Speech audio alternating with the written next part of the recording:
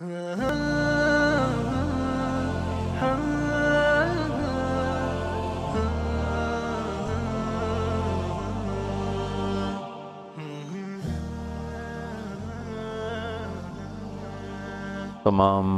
محترم معزز سامعین، سننے والے، خواتین، حضرات، چھوٹے بڑے بچے، سب کی خدمت میں میرا محبت بھرا سلام ہے۔ اب یہ طارق جمیل کے نام سے بنا ہے، طارق جمیل آفیشل۔ اس پر انشاءاللہ جو بھی اللہ تعالیٰ مجھے توفیق دیتا رہا، میں آپ سے گاہے گاہے بات کرتا رہوں گا، اور مختلف بیانات کے کلپس بھی اپلوڈ ہوتے رہیں گے۔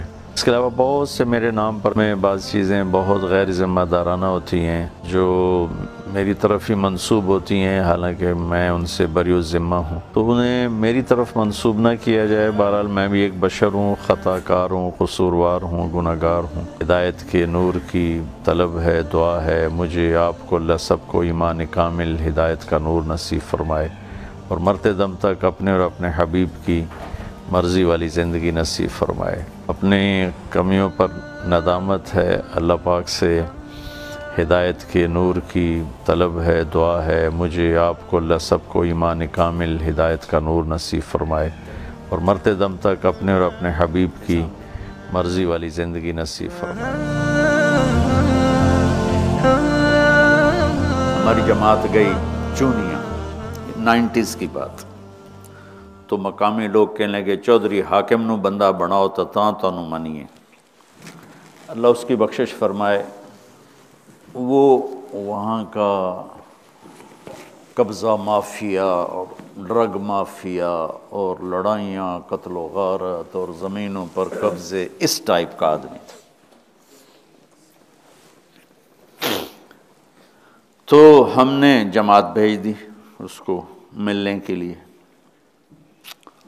اور وہ تیار ہو گیا، مسجد میں آ گیا۔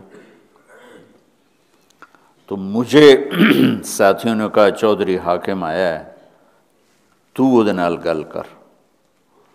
میں نے جب اس کو دیکھا، وہ 6.25 فٹ کا آدمی، اور ایسے اس کے جسم، میں تو انج لگا جی میں ہاتھی دے اگوں چوہا آ گیا ہو، بالکل چڑا جہا بیٹھا، اور اس نے اتنی بڑی بڑی مونچھیں، اتنا بڑا سر، اتنا بڑا چہرہ، خوبصورت آدمی، تو سفید چادر، سفید کرتا۔ تو ہم ایسے ہی بیٹھ گئے، میں نے بات شروع کر دی۔ تو دل تو اللہ کے ہاتھ میں، بولنے والے کے ہاتھ میں تو کچھ نہیں، بولنے والے کے ہاتھ میں تو اپنا بول بھی نہیں۔ اللہ نے کس بات پر اس کے دل کا دروازہ کھولا اور اس کے دل پر اثر ہوا، وہ تو میرا اللہ جانتا ہے۔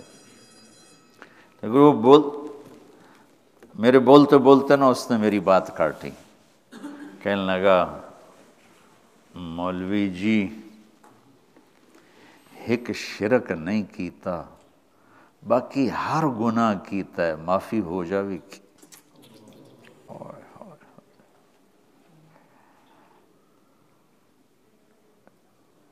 مجھے اس پہ اکثر رونا آ جاتا ہے، اس کے اس بول پر۔ مولوی جی ایک شرک نہیں کیتا، باقی ہر گناہ کیتا ہے، معافی ہو جاوی کی۔ میں کہا چودھری حاکم معاف کرنا والا بڑا بڑا ہے، اپنے گناہوں کی شینوں دے سامنے۔ یہ ہے وما انا من المشرکین۔ کیا وہ فخر سے نہیں کہہ رہے؟ اللہ ہمیں سکھا رہا تواضع، کہ تم زیادہ سے زیادہ 33 نمبر والے ہو، اللہ اپنے فضل سے تمہیں نوازے گا۔ لن يدخل احدكم الجنة بعمله ولا انت یا رسول اللہ ولا انا الا ان يتغمدنی ربی برحمته۔ یتغمد تفعل جس میں مبالغہ ہوتا ہے۔ تو اس نے مجھے یہ آیت سمجھا تھی، وما انا من المشرکین۔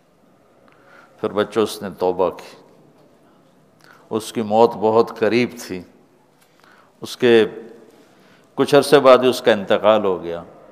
اس نے سارے قبضے واپس کیے، زمینیں واپس کیں، جو کچھ کسی سے لوٹا پوٹا تھا وہ واپس کیا، جو نہیں کر سکا ان سے معافیاں مانگی، اور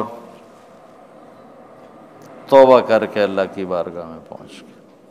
یہ ہے وَسُبْحَانَ اللَّهِ وَمَا أَنَا مِنَ الْمُشْرِكِينَ، کہ یا اللہ بے شک تو نے ہمیں بڑے منصب پہ کھڑا کیا ہے، لیکن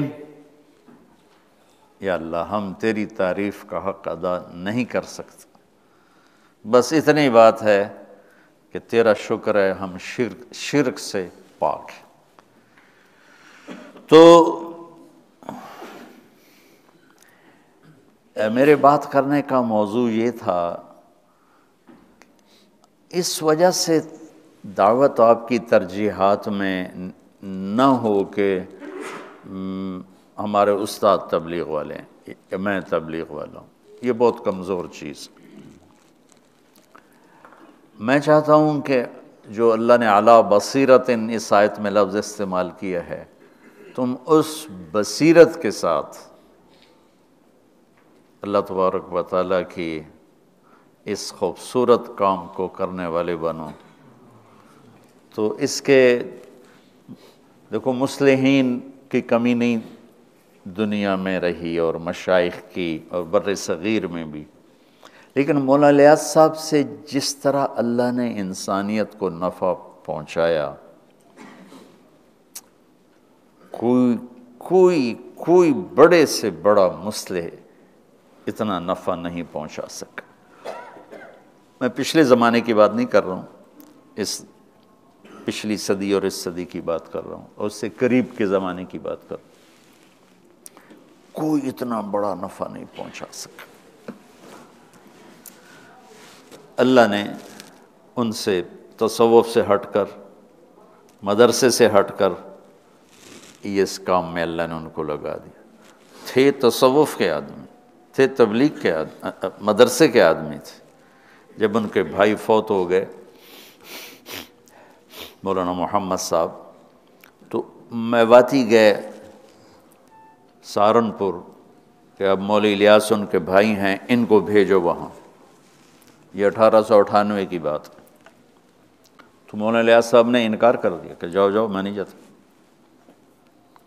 تو انہوں نے مولانا خلیل احمد صاحب سے بات کی، جو ان کے استاد بھی تھے، شیخ بھی تھے، بذل المجہود جنہوں نے لکھی۔ تو انہوں نے ان کو بلایا، تو عرض کی حضرت میرا آپ کو چھوڑ کے جانے کو جی نہیں چاہتا، میں نہیں جانا چاہتا۔